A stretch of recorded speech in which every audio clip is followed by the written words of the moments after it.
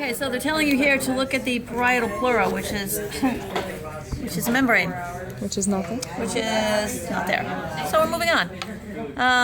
Phrenic nerve. Okay, I don't know what that is. The phrenic nerve. Look at the fat. Look at the fat around this heart.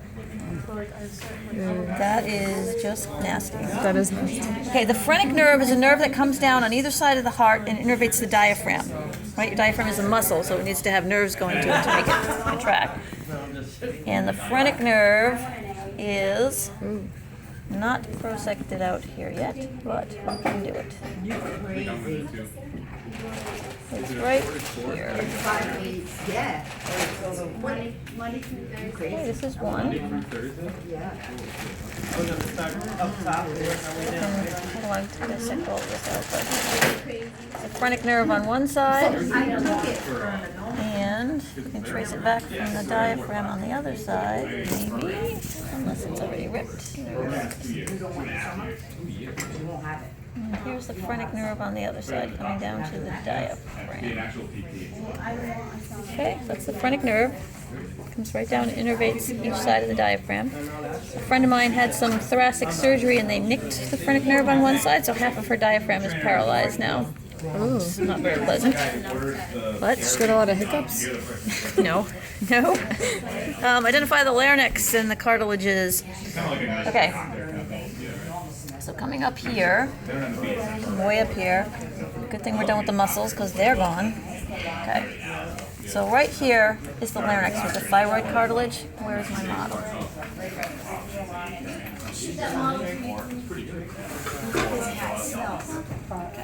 So on the human, let's do this first and then we'll look at the cat. So these are the thyroid cartilages on the human. Okay, right here, these big plates. And the bump in the front, that's the Adam's apple, or the ventral median prominence, Adam's apple. Okay? This right here, just to orient you, this is the hyoid bone. Remember that little bone that's not attached to another bone, but it's attached to these muscles? Okay? So that's the hyoid bone. This is the trachea. The trachea has these sort of C-shaped pieces of cartilage here. They don't go all the way around, except for the very first one, the cricoid cartilage, right underneath the thyroid plates. That's the only ring that's complete. It goes all the way around. All the rest of them are open in the back. Okay, the cartilages keep the trachea from collapsing. You don't want your trachea to collapse. That would be a bad thing, right? Back here, this space where these rings are open in the back, this is where the esophagus lays, right down behind the trachea. Okay? These right here, these pieces of cartilage right here are called arytenoid cartilages, and they are attached to the vocal fold. If you look down in there, we move those cartilages, they move, move those cartilages, they move those vocal folds. Okay, so these are arytenoid cartilages, and this, of course, here is your epiglottis. When you swallow, this folds down and blocks the opening to the trachea and actually forces food to go behind the trachea down the esophagus. Okay, so if we look on our cat, see what we can see. You can feel this when we get done here. You can feel this, but here are those big cartilage plates right here, the thyroid cartilages right here. And you can feel the bump on the front, which would be the Adam's apple. Okay. If you feel way up at the top here, you can feel that little hyoid bone. Right? Remember where those sternohyoid muscles were attached way up here? You can feel that hyoid bone up here. And then again, this is the trachea right here. You can see and feel these little rings. See them going across here? All those little rings, and you can feel in the back where the rings end. Okay? And then laying right below that, you have the esophagus. Esophagus is this big flexible tube right here. Okay? It has to be flexible to accommodate that bolus when you swallow. Okay? So that lays right behind that trachea right there. On either side of these big thyroid cartilage plates is supposed to be thyroid glands. And I don't know where they are, but they sit like saddlebags, like right across here, just underneath the cartilage. You have two thyroid glands, one on each side. Okay? Don't know where they are here. The other thing that we're probably not going to see, and at least not in this cat, is the thymus gland. Thymus gland sits right in this area, like above the heart, right around here. But as you grow, the thymus gland is reabsorbed. It's in humans and in people. Right, so if I were to open you up, it would be very hard to find it because it would probably be all absorbed already. Mine's gone. Okay? So that's where the thymus gland would lay right there. And then again, we saw, again, the phrenic nerves are the ones coming down way on the side here to innervate the diaphragm. This is the diaphragm, right? Thin layer of muscle. You have this right here, that I just ripped. Oops. That right there, this piece of tissue that actually seems to cut this organ in half right here, that's called the falciform ligament. That's actually a ligament that holds this organ. Does anybody know what this is? Great big organ in the abdominal cavity? Liver? That's the liver. Okay, so this ligament actually holds the liver up underneath the diaphragm. Okay, you don't need to know all the different lobes of the liver, you just need to be able to recognize this thing as liver. Okay, and then if we come in here a little bit, we lift this up and open it up, you can see this little sac right here. It's deflated now, but this little round sac right here, that's the gallbladder. So the liver produces bile, the bile is stored in the gallbladder, and then the bile is released through the cystic duct, which is the tube coming down here from the gallbladder. Okay, that meets up with these ducts here coming in from the other part of the liver. These are hepatic ducts. All of those secretions, those are all digestive secretions. Those all come together. The hepatic ducts here and the cystic duct here come together to form what's called the common bile duct. And if we can get the rest of his guts out of the way. Sorry. And then the common bile duct comes into, it's right here, that big tube right there. Okay, that's the common bile duct. That's where the secretions from the gallbladder, secretions from the liver come in to the small intestines right after the stomach. Okay, so cystic ducts, hepatic ducts, common bile duct. If we look back here, again, this is our esophagus here. Okay, so the esophagus comes all the way down, obviously. The esophagus goes to the stomach. Well, the stomach is clearly in the abdominal cavity, right? Sorry, he's kind of twisted around here a little bit. Right here is the stomach, this big sac right here. So to get to the stomach, we have to go through the diaphragm. There's a space in the diaphragm. So again, here's our esophagus coming down. Okay, esophagus is coming all the way down here. It's right here. And it has to go through that diaphragm right there to get to the stomach. Okay? The space where it comes through the diaphragm is called the hiatus. Okay? And sometimes that can rip, that tissue rips. And if that happens, then you get abdominal contents coming up into the thoracic cavity. That's called a hiatal hernia. Right? Especially in preemies, a lot that can happen. So they have to go in and surgically repair that. So that's the hiatus. So then that comes down and deposits all the food you just ate in your stomach. Okay, so this is the fundus of the stomach up here. This is the body of the stomach. And this part down here is the pyloric region of the stomach.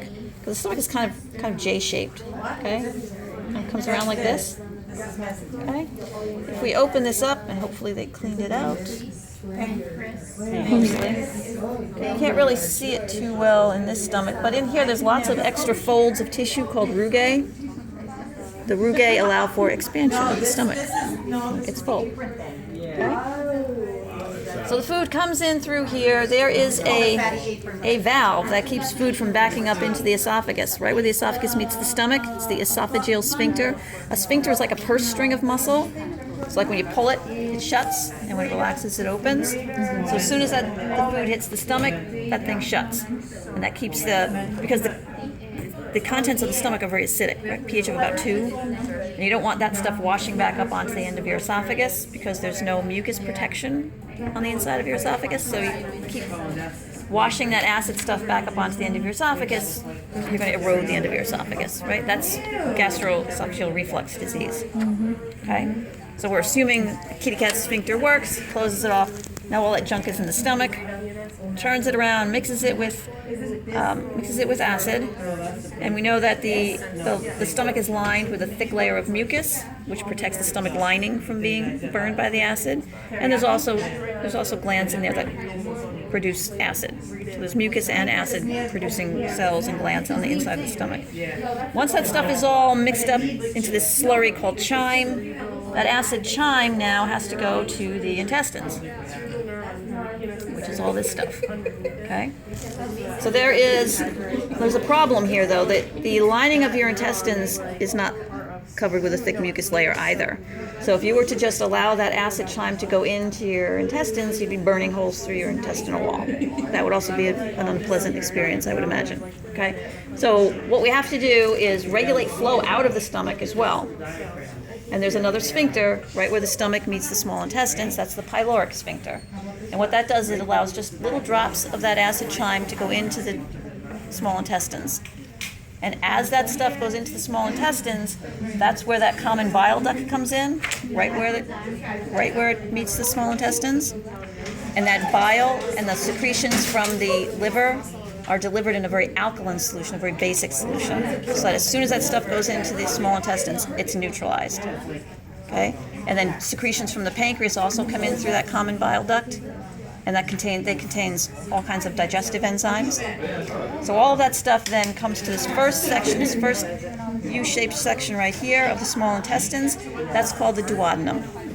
And that's where all chemical digestion occurs, in the duodenum. It's all broken down as much as it can be, just in this little short section. Okay?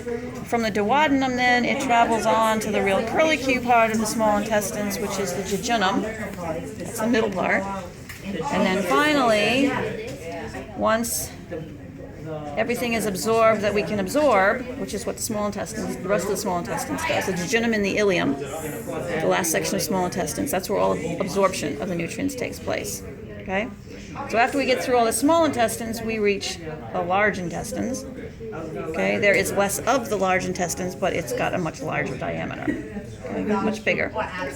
And where that small intestines, that ileum, meets the large intestines, you have another valve that you can feel right here. It's a hard thing. It's called the ileocecal valve. That regulates flow from the small intestines into the large intestines. Okay. Also, right where they meet, you have this little sac, this little nub hanging off here. Hold on. I'm going to pause that for a second. Keep it down a little bit because they're not going to be able to hear me on their recordings. Okay. Thanks. Okay. Okay. This little blind sac here. This is called the cecum. If this were a human, this is where our appendix would be. Okay, cats don't have an appendix, they have a cecum. Okay? And so then the stuff moves on to the large intestines. If we put this in the right orientation like so, okay, we would have an ascending, a transverse, and a descending part of the large intestines. Okay? Now, on the practical, will they be in the correct position? Probably not. Okay. Probably not. The large intestines, this descending part of the large intestines is actually attached to the backup body wall by this piece of mesentery here, this piece of tissue. This is actually called mesocolon. And that keeps that descending part in the right orientation, because if it gets kinked up like that, You get a blockage. you get a blockage, okay, which is a really bad thing too. So we want to keep that part nice and straight so that we can pass the waste down. And then down here we can't see yet until we open up down here, would be the rectum, where it's compacted in storage, and then elimination through the anus. Okay? Coming back up here again, just taking a look at this intestines, if we kind of hold this out a little bit. Okay? This is all the mesentery in here, and you see all these blood vessels, right? If the function of the small intestine is to absorb nutrients, it has to have a big blood supply. Right? So all those nutrients get absorbed right into all of these mesenteric vessels here, and then taken right up into the liver. And then from the liver, it's filtered and it goes out to the body. Okay, so this is all the mesentery here. If we go back up here to the stomach, you see this gooey junk here, this fatty apron, all this stuff. Looks like shaved steak. Nice shaved steak I've ever eaten. Yeah. Okay. It's pretty gross. It is literally a fatty apron, and it covers the organs. That's called the greater omentum. And it's the greater omentum because it's attached up here to the greater curvature of the stomach, the big curve of the stomach. Okay? So this is all greater omentum. On the other side, on the inside here, on the small curve, you also have some, it's kind of ripped away, you also have some omentum here. This is lesser omentum. Okay? The other thing we want to look for under here is the pancreas. The pancreas is a glandular organ. It has endocrine function, glucose and not glucose, insulin and glucagon, but it also has a digestive function. It makes all those digestive enzymes. And the pancreas runs under the stomach from the spleen all the way over to the duodenum. So if we look at the duodenum, which is that first part of our small intestines, that all of this stuff right here, it doesn't look like much, but all of this right here, this is all pancreas tissue. And we can follow that under the stomach. It's right here, and it comes over, and eventually comes over here. You get all this omentum and fat out of the way. Comes right over to this organ right here, this beef teriyaki right here. This is not actually a digestive organ. This is the spleen. Okay, so this is the spleen. And so the pancreas actually runs from the spleen under the stomach all the way over to the duodenum. This is all pancreas tissue. So that's the pancreas? Okay. Yep, it's all pancreas tissue. Okay.